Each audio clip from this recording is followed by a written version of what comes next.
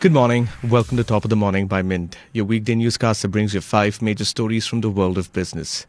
It's Tuesday, February 4th, 2025. This is Nelson John. Let's get started. The budget has introduced several agricultural schemes to boost crop productivity and improve credit access, particularly in 100 underperforming districts. However, its real impact may be limited, as many initiatives are underfunded and rely on existing programs. For instance, despite growing climate risks, funding for the crucial crop insurance scheme has been slashed by 3,600 crore rupees, while research funding has seen only a marginal increase. The budget's approach could yield mixed results for farm incomes.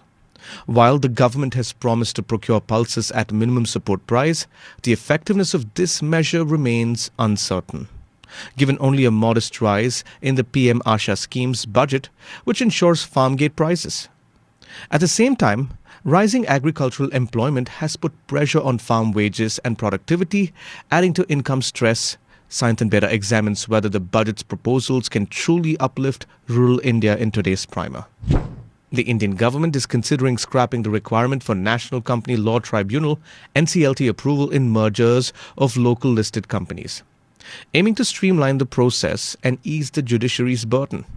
The move, currently under discussion among multiple ministries, could significantly reshape India's mergers and acquisition landscape by reducing bureaucratic delays, Anirudh Lashkar reports. Introduced in 2016, fast-track mergers allowed certain companies to bypass lengthy NCLT approvals, which can take up to 10 months. The proposed change would extend this streamlined approach, enabling more mergers to proceed with just regulatory and shareholder consent, eliminating the need for court intervention. While the NCLT ensures fairness in mergers, experts argue that its involvement often causes unnecessary delays, exposing companies to market volatility and potential manipulation. Removing this step could accelerate deal-making and allow the NCLT to focus on critical cases like insolvency.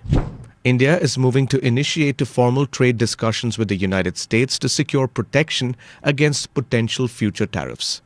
While the country avoided the initial round of tariffs imposed on Canada, Mexico, and China, Indian officials are keen on negotiating a formal exemption with the U.S. Trade Representative, Dhirendra Kumar reports.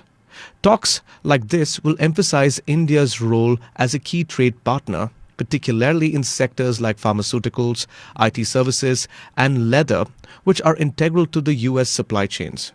The decision to engage follows President Donald Trump's recent tariff moves, which have heightened global trade concerns.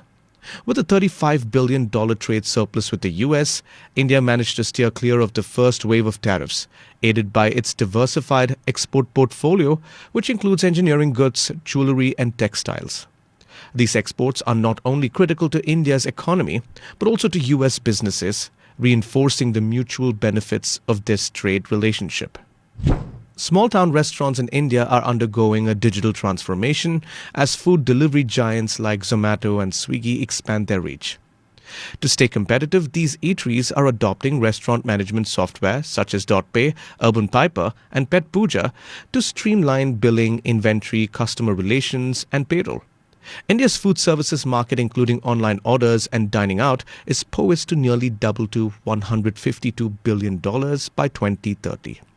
Now, this surge is driven by the growing popularity of food and grocery delivery platforms, which are reshaping consumption patterns in Tier 2 and 3 cities to resemble those of larger metros.